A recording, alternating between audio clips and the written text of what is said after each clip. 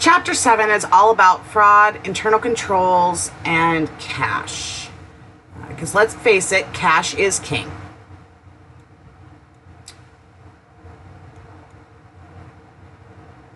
The things that we're going to be looking at is defining fraud and some of the principles of internal controls, applying those internal controls to cash because it is the most vulnerable of the assets, identifying the control features linked to the bank account, and explaining the reporting of cash and the basic principles of cash management. By no means is this everything there is, but we're going to start getting you introduced to this.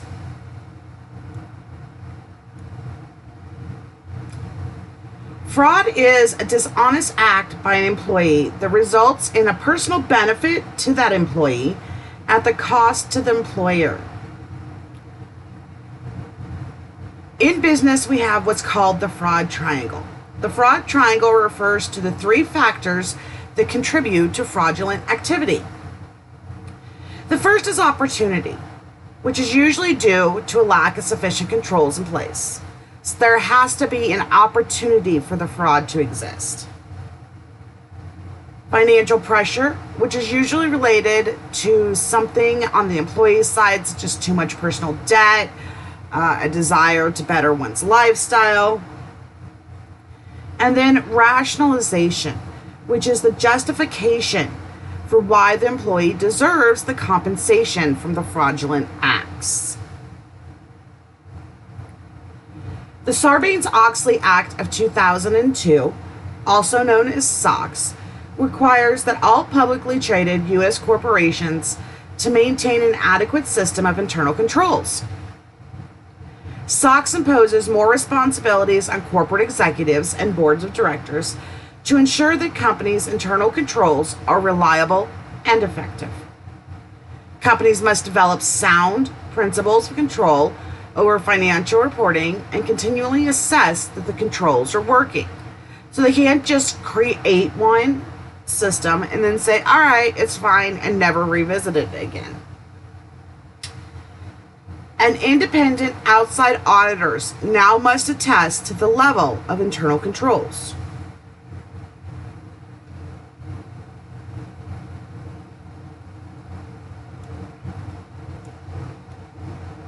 Internal controls consist of all of the related methods and measures adopted within an organization to safeguard assets, enhance the reliability of accounting records, increase efficiency of operations, and ensure compliance with laws and regulations.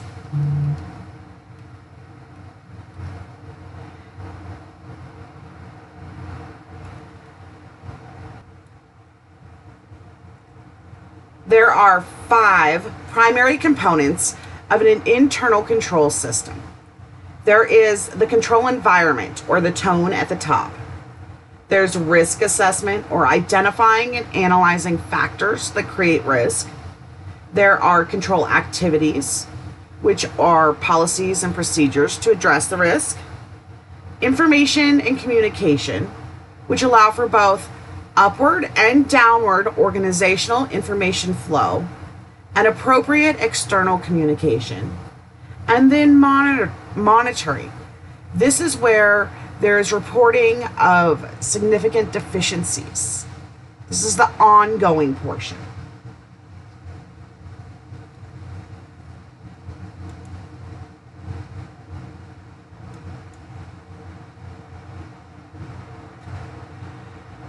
So in addition to basic internal controls, now we're going to start seeing, as things continue to progress, and you're going to hear about this triple bottom line of people, planet, and profit, a sustainability reporting as well.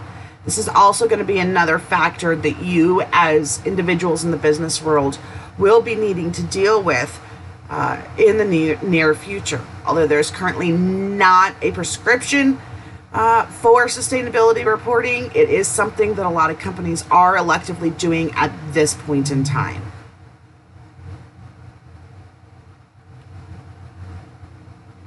So let's talk about the principles of internal control activities. These are the backbone of the company's efforts to address the risks that it faces. There are 6 principles that we will talk about, and they are establishment of responsibility, segregation of duties, documentation procedures, physical controls, independent internal verification, and human resource controls. First and foremost is the establishment of responsibility, which is to assign responsibility to specific individuals. This control is most effective when only one person is responsible for a given task. Establishing the responsibility includes the authorization and the approval of transactions within that realm, and it limits access only to authorized personnel. We identify the personnel that are to carry out a specific activity, and there's often the use of passcodes or passwords or usernames that keep track of who performs specific activities.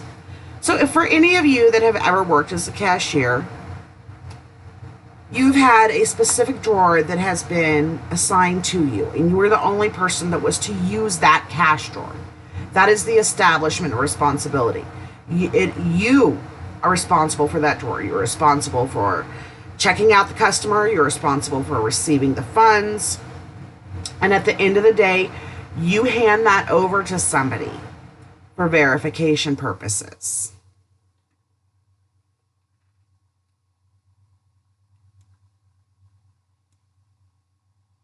Segregation of duties is something that is difficult in many cases in a small business because they don't have as many people there to take care of things. But the segregation of duties is the rationale that the work of one employee should, without a duplication of effort, provide a reliable basis for evaluating the work of another employee.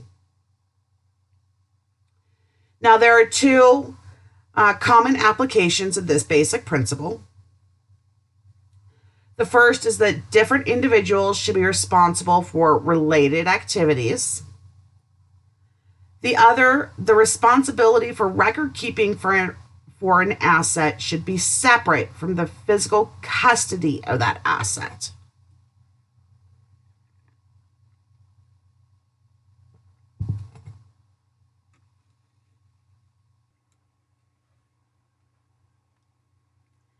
So let's just talk about segregation of duties a little bit more. When one person is responsible for all the related activities, the potential for errors, irregularities, or fraud is increased. So, for example, related purchasing activities should be assigned to different individuals. Related purchasing activities would be things like ordering the merchandise, receiving the goods, paying or authorizing for payment of said merchandise. Related selling activities, this would be things like making the sale, the actual shipping or delivery of the goods to the customer, and the billing of the customer. So those different activities should be carried out by different individuals to ensure that every transaction is actually bona fide and being carried out according to the policies and procedures of the organization. Now, the record keeping versus the physical custody of an asset.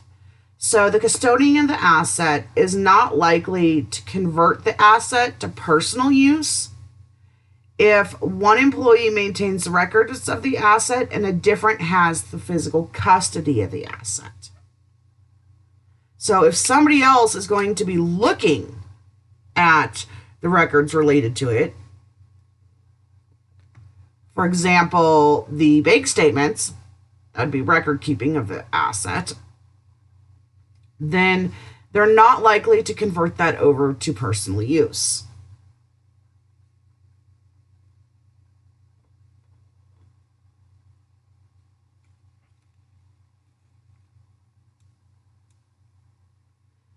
The next one is what's called the documentation procedures. And again, this is an area sometimes small businesses lack in, because they have a limited number of people, they have a limited number of resources.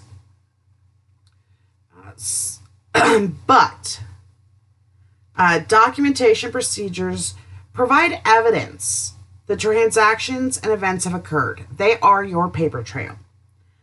They are how you ensure that things are being documented when you come into audit. This will back you up. By principle, documents should be pre-numbered, and all documents should be accounted for. So, for example, if we were using pre-numbered invoices and somebody made a mistake on number 125, well, number 125 would continue to exist and would have void written across it, and the reason why it was voided, and the replacing invoice number attached to it.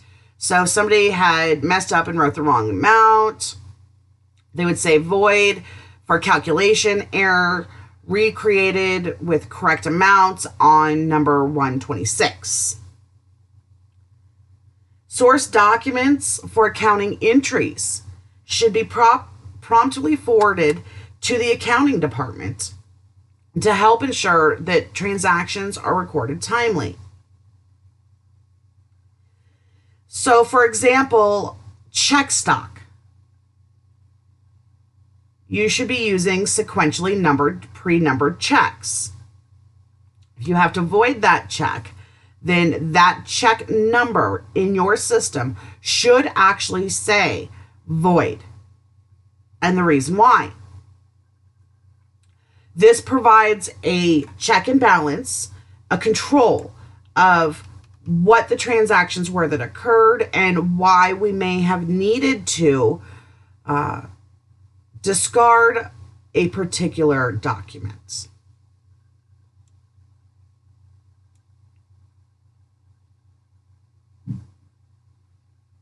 So next is physical controls. And these are things that you're probably pretty well familiar with. Physical controls, most people notice them. What you don't realize is that they're part of the internal control process. And they're really, really important. So when your company changes the time clocks, I know it's not always fun to go through a new process, but there's a reason for it. And that is that they found that they needed to tighten up the controls related to something. So the physical controls is the actual safeguarding of assets. These controls will safeguard assets and enhance the accuracy and reliability of the accounting records. Use of physical controls is absolutely essential. So some examples are here. We have safes, vaults, and safety deposit boxes for things like cash and business papers. We have locked warehouses and storage cabinets for inventories and records. We have computer facilities with passkey access, fingerprint, eyeball scanners, passwords. Alarm systems to prevent break-ins. Television monitors and garment sensors to deter theft, and time clocks that record time worked.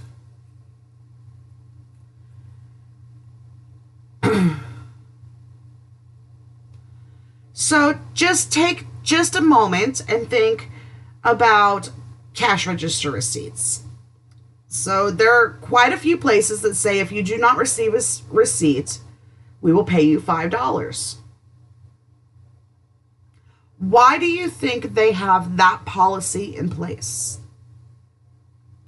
There's a motivation to the customer to speak out if they don't receive a receipt. The receipt itself serves as documentation of the transaction that occurred and that it has been properly recorded in the POS or the point of sale system.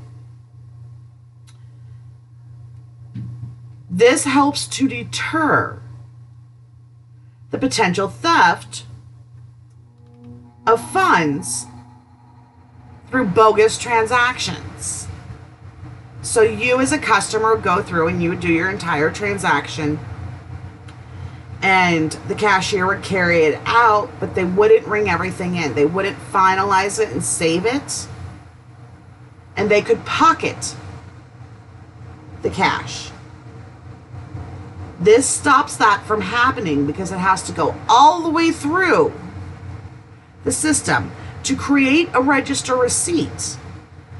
Because if you report you did not receive a register receipt and receive $5, that then would be followed up by the company to determine why you did not receive one. Now, it may just be that the receipt printer was backed up and it was having problems, but the transaction's there. The employee wouldn't be in as much trouble as if the transaction wasn't in the system.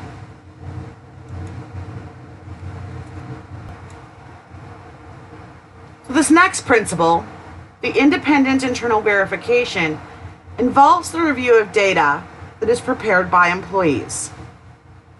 So for maximum benefit, verification should be made periodically or on a surprise basis.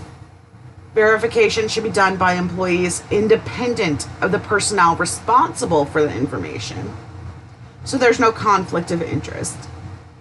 Discrepancies and exceptions should be reported to a management level that can take appropriate corrective action.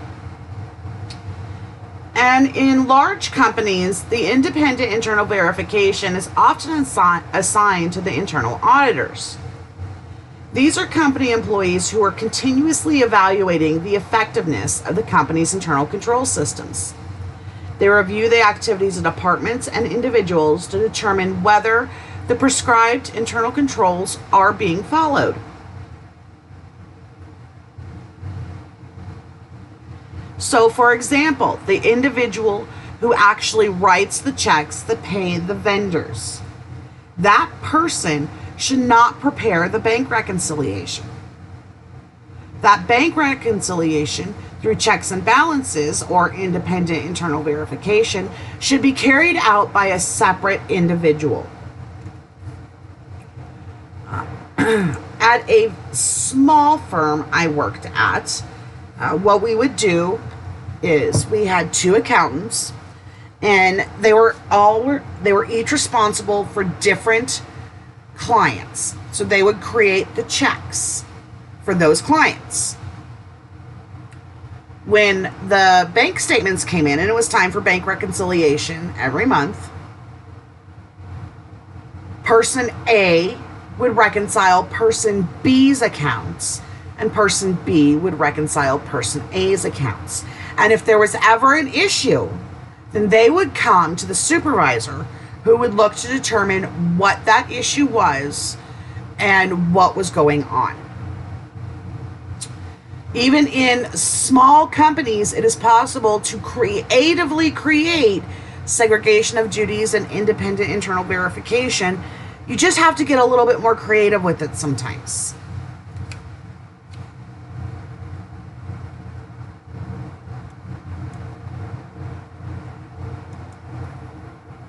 And then there's the human resource controls. So these include things like bonding employees who handle cash, rotating employee duties, and requiring that employees take vacation. The reason you do that is because if somebody else has to step in and do your tasks, it is quite possible that they are going to notice an irregularity if fraud is occurring. Conducting thorough background checks, checking on school graduations, verifying telephone numbers of previous employers. So some insurance companies are engaged in what's called bonding. And this is like having an insurance policy that will reimburse the company if a specific employee steals money.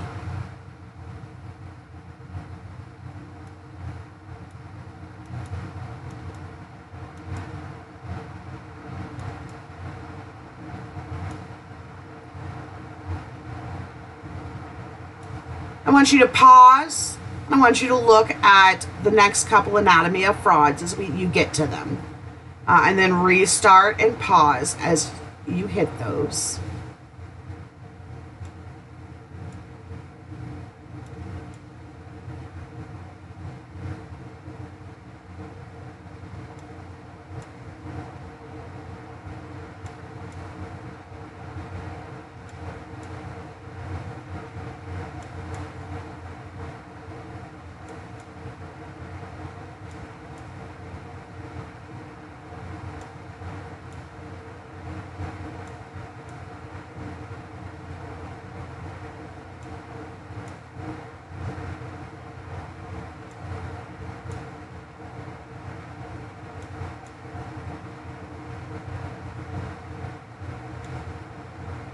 Okay, so there has really not been any shortage of fraud that has occurred in many corporations. As long as there are human beings, and Maslow's pyramid or hierarchy of needs, it is quite possible that fraud may occur.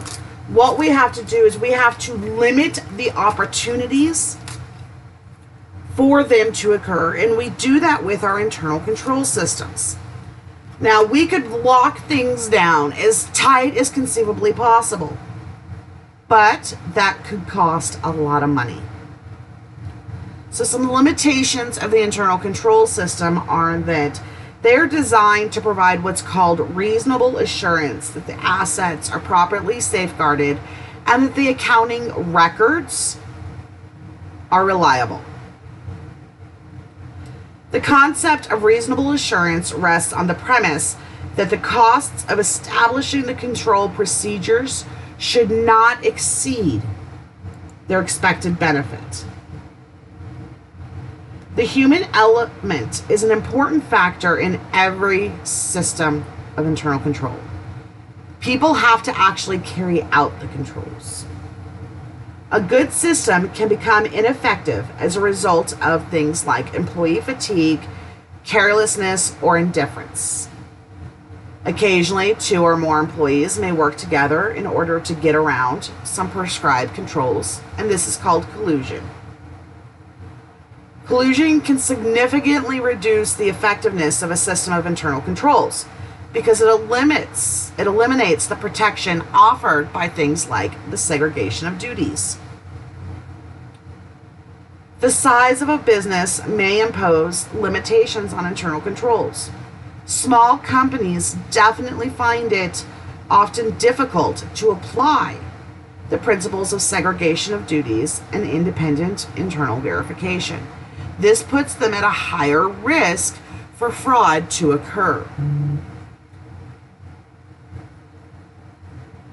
So I just want you to take a moment and think about whether a very small company you know, hopefully, if there's a sophisticated system of internal control that would be on par with that of, say, a Fortune 500 company.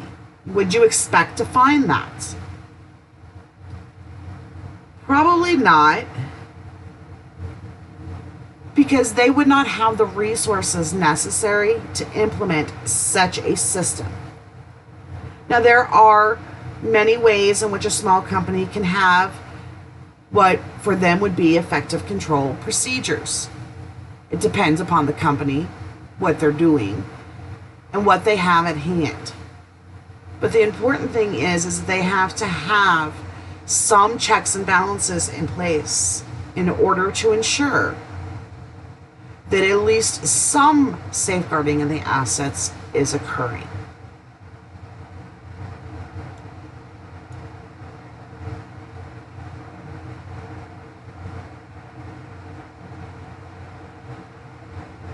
I want you to take a second and identify each of these.